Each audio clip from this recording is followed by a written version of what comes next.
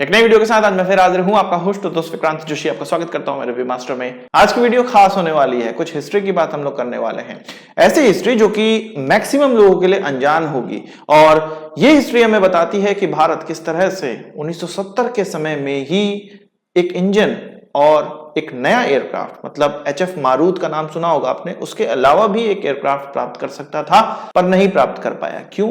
Israel अरब युद्ध के कारण। और मैक्सिमम तौर पे ये कहा जाए अगर ये नहीं प्राप्त कर पाया तो इसमें इनडायरेक्टली इजराइल का बहुत बड़ा हाथ था। तो ये पूरी घटना हम लोग सुनेंगे इस वीडियो में और आप बताइएगा कमेंट बॉक्स में कि ये वीडियो कैसी लगी और आपको ये पता था नहीं पता था। आपके लोगों को जिनको ना पता हो उनको ये शेयर भी करिएगा। तो बात है 1956 की, जब भारत ने HF-24 मारूत को बनाने का फैसला लिया। हम जानते हैं कि जर्मन डिजाइनर की मदद से हमने एक एयरक्राफ्ट बना भी लिया, डिजाइन भी कर लिया, बना नहीं लिया डिजाइन कर लिया गया। और 1963 में इसका प्रोटोटाइप उड़ा, 1967 में इसको प्रोडक्शन में डाल दिया गया और 1990 में ही इसको पूरी तरह से रिटायर कर दिया गया। कुछ 147 एयरक्राफ्ट बने थे। 1971 में इससे हमने युद्ध भी लड़ा था। तो ऐसा क्यों हुआ कि कुछ 20 सालों के अंदर ही हमारा ये जो एशिया का सबसे पहला एयरक्राफ्ट था उसको हमें फेस आउट करना पड़ा। इसके कारण थे इसके इंजन। इसमें ब्रिस्टल सैडली ऑर्फस का 703 टर्बोजेट इंजन लगा हुआ था जो कि बहुत अच्छा इंजन नहीं था इस एयरक्राफ्ट के लिए और इसके कारण इसमें काफी दुर्घटना भी होती थी। इस इंजन को चेंज करना था। अब इस इंजन को चेंज करने के लिए भारत में इंजन बनाने की कैपेबिलिटी उस समय भी नहीं थी, आज भी नहीं है, पर इजिप्ट इसके लिए ट्राई कर रहा था। अब यहां पर भारत और इजिप्ट का उस समय का जो कोऑपरेशन है वो पिक्चर में आ जाता है। और इसका जिक्र अभी क्यों आ रहा है? क्योंकि हमारे रक्षा मंत्री इजिप्ट पहुंचे हुए हैं और फिर से डिफेंस कोऑपरेशन की बातें चल रही हैं इजिप्ट के साथ। तो पुराने कोऑपरेशन को हम लोग याद करते हैं। तो भारत को इजिप्ट से इंजन लेना था अपने HF-24 मारूत को एक अच्छा इंजन देने के लिए। अब इजिप्ट की कहानी सुनते हैं। इजिप्ट में एयरक्राफ्ट और इंजन दोनों ही बनाने का फैसला लिया गया था 1961 के समय में, 1960 के समय में। और एयरक्राफ्ट उनको स्पेन से प्राप्त हुआ था। असल में स्पेन दो तरह के एयरक्राफ्ट को फंड कर रहा था, HA-200, HA-300, और दोनों में ही जर्मन इंजीनियर लगे हुए थे। जर्मन इंजीनियर वो जो वर्ल्ड वॉर 2 के बाद शिफ्ट हुए थे स्पेन में। स्पेन को इसका दाम ज्यादा लगने लगा, इसमें खर्चा ज्यादा लगने लगा, तो इजिप्ट ने कहा कि HA-300 का डिजाइन हमें भेज दीजिए।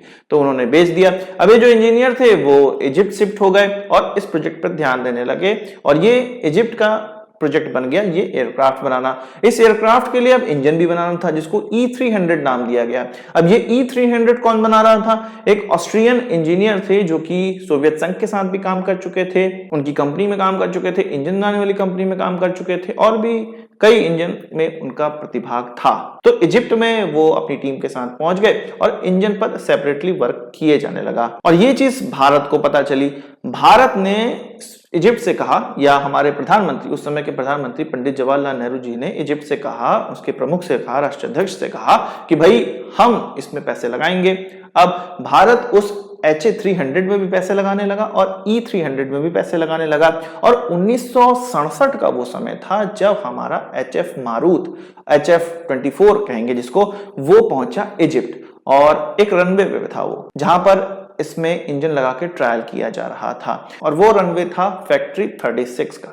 36 पे आंतनोव AN-12 भी था जिसके की पंखों पे इस टर्बोजेट इंजन को लगाकर ट्राई किया जा रहा था, जैसे कि DRDO के द्वारा एक टेस्ट बेड पे हमारे कावेरी इंजन को लगा के ट्राई किया जाता है। और उस समय HF-24 मारूत उड़ा भी था, पर उसी समय हो गया अरब इजराइल युद्ध।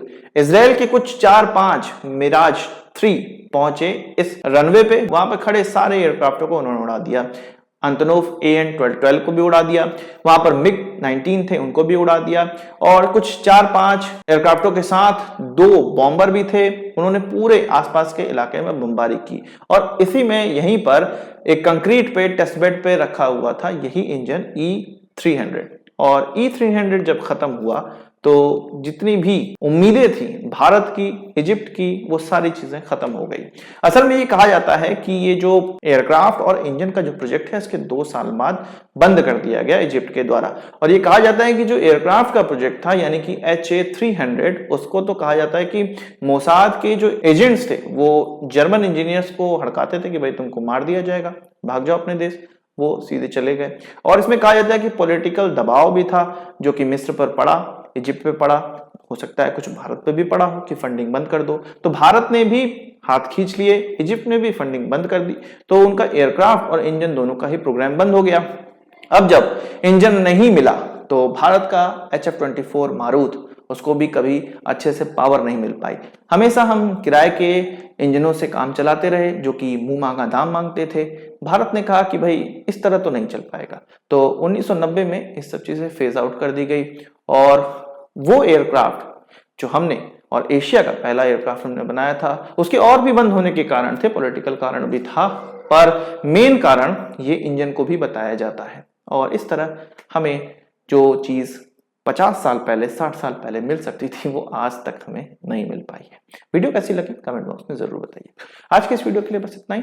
आशा करता हूँ कि वीडियो पसंद आया होगा, आपको एक बड़ा थम्स अप जरूर देंगे। इस वीडियो से मुझे सवाल सुझाव हो कमेंट बॉक्स में जरूर लाइएगा, और यदि आपने हमारा चैनल सब्सक्राइब नहीं किया उसे भी कर लीजिए, क्योंकि हम इस प्रकार की वीडियो लाते रहते हैं। नमस्कार, थैंक यू, जय हिंद।